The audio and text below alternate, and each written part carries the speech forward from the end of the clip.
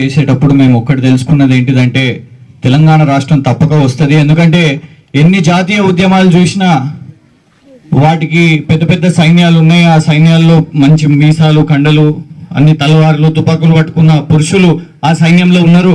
కానీ తెలంగాణ ఉద్యమంలో చూసినాం, ఇప్పుడు మళ్ళొకసారి గ్రామాల్లో చూస్తున్నాం. ఎప్పుడైతే మహిళలు ఉద్యమాల్లోకి వస్తారో తప్పనిసరిగా ఆ ఉద్యమానికి ఎవరైనా అణచివేయబడతారు. ఆ ప్రభుత్వాలు కూడా వెనక్కి పోవాల్సిన అవసరం ఉన్నది. ఈ రోజు అంతమంది మహిళలు మాకు ఇక్కడ కనబడుతున్నారు. నిజంగా కూడా మీకు భూసేకరణ బిల్లు మీద మీకు పూర్తి అవగాహన ఉంది కాబట్టి మీరు ఈ రోజు ఉద్యమం చేస్తున్నారని మేము గ్రహిస్తున్నాం. ప్రత్యేకంగా ఇక్కడ మేము వచ్చిన విద్యార్థులు అందరము తెలంగాణ ఉద్యమంలో పూర్తి అవగాహనతో ఉన్నాం కాబట్టి మళ్ళొకసారి కేసీఆర్ గారు మమ్మల్ని ఇమ్మెచ్ఆర్ విద్యార్థులు అంటే వీళ్ళకి తెలియలేని విద్యార్థులు అని మొన్న మమ్మల్ని అనడం జరిగింది. ఒక్కొక్కళ్ళు కూడా రాజకీయ శాస్త్రము, ఆర్థిక శాస్త్రము, చరిత్ర, మొత్తం దేశ చరిత్ర, ప్రపంచ చరిత్ర, నేనేమో మీడియా స్టూడెంట్ ని, అంటే వార్తలు టీవీల్లో ఎట్లెళ్తాయో అనేది అవన్నీ చదువుకున్నాం కాబట్టి ఒక అవగాహన ఉంది కాబట్టి మరి గ్రామాల్లో ఈ రోజు జరుగుతున్న అన్యాయాన్ని తప్పనిసరిగా మొత్తం దేశ స్థాయిలో తీసుకుపోదాం అనుకున్నాం. కానీ మీ ఉద్యమము మొన్న ఎన్డీటీవీ, ఇండియా టుడే అని జాతీయ స్థాయిలో ఉన్న ఛానల్ మీకు తెలుసో లేదో కానీ ఆల్రెడీ ఆ ఛానళ్లలో వచ్చేసినాయి. జూన్ 2న మరి తెలంగాణ ప్రభుత్వం, టీఆర్ఎస్ ప్రభుత్వం సంబరాలు చేసుకుంటున్నారు కానీ 30,000 ప్రజలు వాళ్ళు బాధలు పడుతున్నారు అని మొన్న జాతీయ స్థాయిలో మీ ఉద్యమం ఆల్రెడీ వచ్చేసింది. ఆ ఉద్యమం వచ్చింది కాబట్టి మరి విద్యార్థులుగా తప్పనిసరిగా మేము కూడా మీతో ఉండాల్సిన అవసరం ఉన్నది. ముందుగా మల్లన్న కూడా చెప్పిండు, ఇప్పుడే మేము ఎర్రవల్లిలో కూడా చెప్పినాం. చాలా మంది డబ్బులు ఉన్నోళ్ళు, 1000 కోట్లు ఉన్నోళ్ళు, వాళ్ళ దగ్గర ఉన్న డబ్బుల్లో 1 కోటి రూపాయలు ఇచ్చి ఎక్కడో కొందరు ఆంధ్రాల, కొందరు రాయలసీమల, లేకుంటే కొందరు ఎక్కడైతే ఆల్రెడీ భూములు ఉన్నాయో, వాళ్ళ పరిశ్రమలు ఉన్నాయో అక్కడ వాళ్ళు దత్తత తీసుకుంటారు అంట.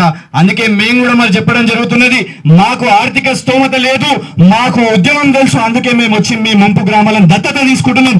ఉస్మానియా యూనివర్సిటీగా ఈ రోజు మేము ఇక్కడ కొందరం విద్యార్థులు ఎందుకు వచ్చినామంటే అక్కడికి వెళ్ళి వాళ్ళు మాకు చెప్పారు, ఇప్పుడు అక్కడ అడ్మిషన్లు జరుగుతున్నాయి.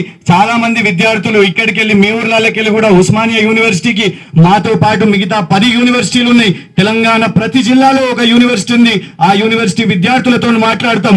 ప్రతి యూనివర్సిటీలో 1000 కాలేజీలు ఉంటాయి.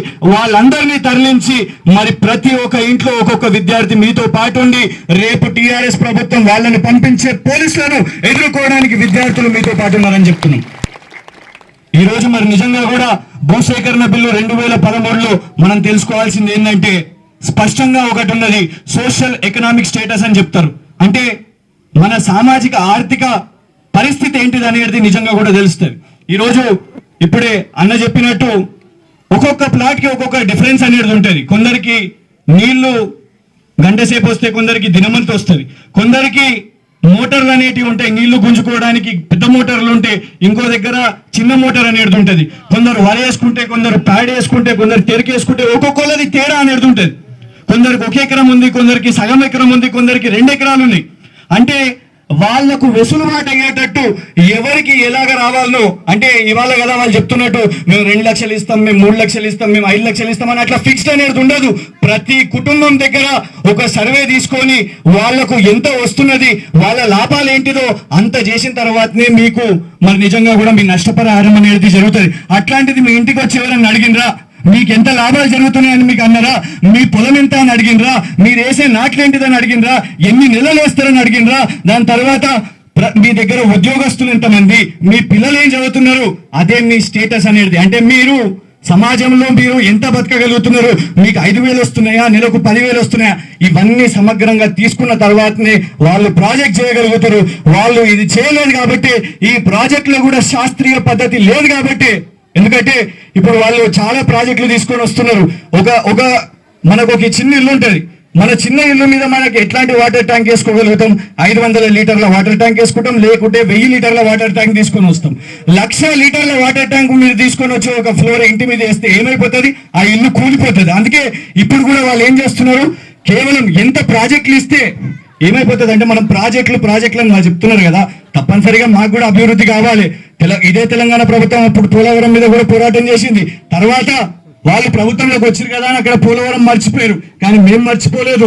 పోలవరం ఎంత ముఖ్యమో మాకు ఈ గ్రామం కూడా అంతే ముఖ్యం, మాకు ఇక్కడ జరుగుతున్న నష్టం కూడా అంతే ముఖ్యం. కాబట్టి తప్పనిసరిగా మేము ప్రజల్లో చెప్పడానికి వచ్చినాం. కానీ మీకు పూర్తి అవగాహన ఉంది మీరు ముందుండండి.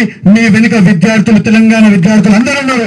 తప్పనిసరిగా మీరు తింటున్న దాంట్లో 2 మెతుకులు మాకు కూడా పక్కన తీసి పెట్టండి. అదే తింటాము. మీతో కలిసి మేము కూడా ఉద్యమం చేయడానికి ఉన్నాం. అందరూ విద్యార్థులను తీసుకొని వస్తాం. నాకు ఈ అవకాశాన్ని ఇచ్చినందుకు థ్యాంక్ యూ వెరీ మచ్ అన్న.